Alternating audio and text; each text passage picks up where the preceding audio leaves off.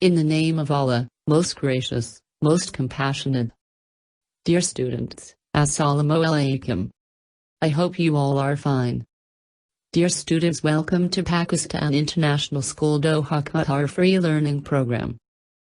Dear students, this lecture is prepared for Grade 10 Pakistan Studies by Department of Social Sciences, and I am your teacher, Mrs. Rabia Imtiaz Sohail. Kindly keep pen in your hand to note down the important points while watching video, because you will have to answer questions at the end. If you find anything difficult, feel free to ask.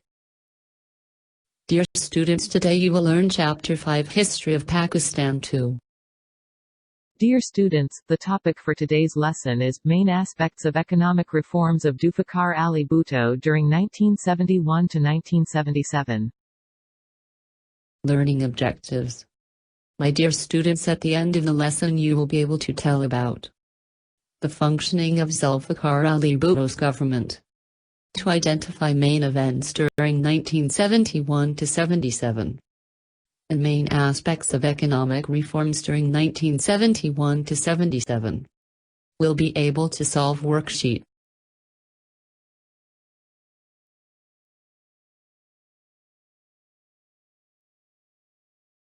Recap of previous lecture. My dear students, in the previous lecture we studied about Zulfiqar Ali Bhutto, who served as the fourth president of Pakistan from 1971 to 1973. Nationalization was the policy that was implemented by Zulfiqar Ali Bhutto, when the government takes the control of anything that was owned private previously.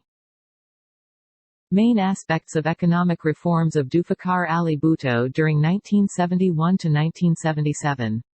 Zulfiqar Ali Bhutto became President of Pakistan on 21 December 1971 after a disastrous end of 1971 war with India. The nationalization program was implemented for the first time in the history of Pakistan, and it was promulgated through three different stages. On 1 January 1972, on a televised speech to the nation, Bhutto and the People's Party's government promulgated the three-staged program, under Nationalization and Economic Reforms Order (NERO). Nationalization of industries. By 1971, 60% of the country's industrial assets and 80% of the insurance business were owned by 22 families. On December 22, 1971, passports of 22 capitalist, an economic system based on private ownership of capital, families were confiscated, seized. Industrial licenses of more than 100 million rupees worth issued to 19 companies were declared illegal. Zia Bhutto considered industrial development and stability essential for development of the people of Pakistan. His main goal was betterment of the people. He disagreed with the policies of capitalists, the wealthy and the industrialists. To save his people from injustice, Bhutto nationalized 10 heavy industries. That were automobile, chemical, consumer goods, steel, heavy equipment, petrochemical, cement, social welfare services, tractor, and heavy electrical equipment industries, removal of the boards of directors and managing agencies of 20 big industries. 11 more industries were nationalized on 16 January 1972 in order to give strength to economic stability and encouraged industrial development. Nationalization of banks and insurance companies. So, my dear students, as you already know, during Ayub regime, wealth was concentrated in 22 capitalist families that led to a visible class difference in the society. The big capitalist companies had their own banks and insurance companies which were encouraging the capitalist system. The government was not gaining any profit from these units. For the economic stability of the country, all insurance companies were nationalized and merged under the control of State Life Corporation on 19 March, 1972. All the scheduled banks were also taken by Government of Pakistan on 1 January, 1974. Nationalization of banks and insurance companies proved fruitful for the economic stability and prosperity of people of Pakistan. The profit gained was spent for the betterment of the public. Labor reforms. Zulfiqar Ali Bhutto's government announced the new labor policy on 10 February, 1972.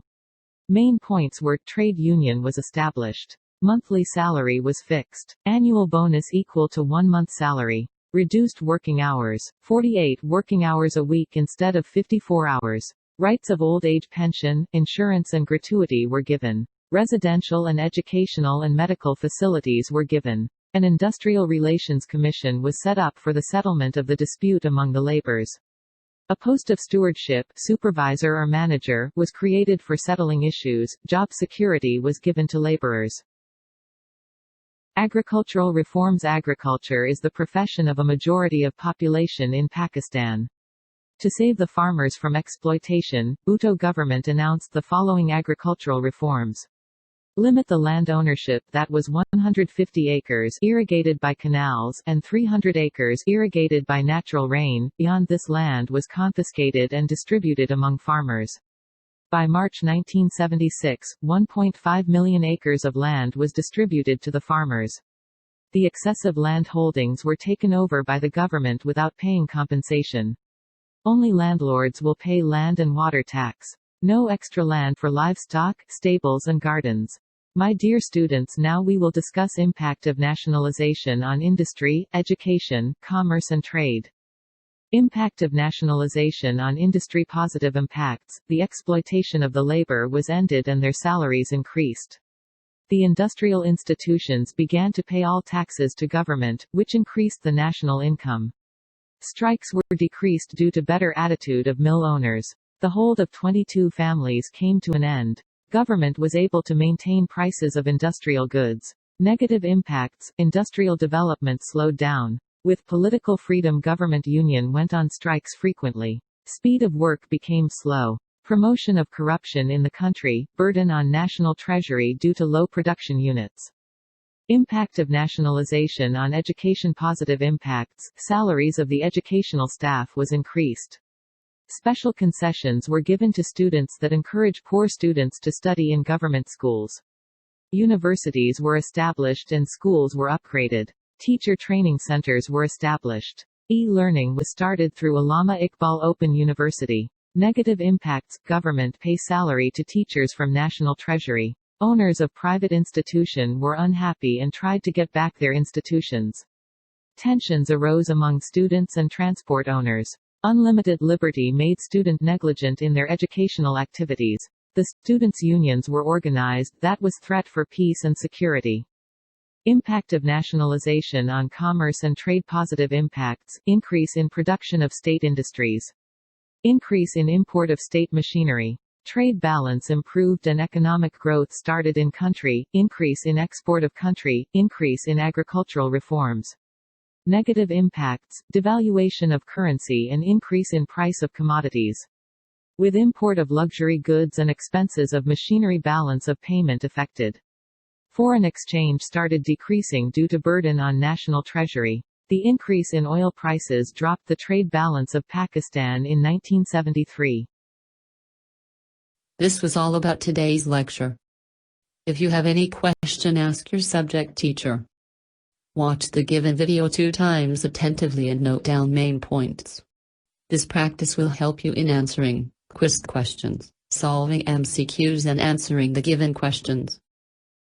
Thank you for being attentive. See you all in our next session. Take care and Allah Hafiz.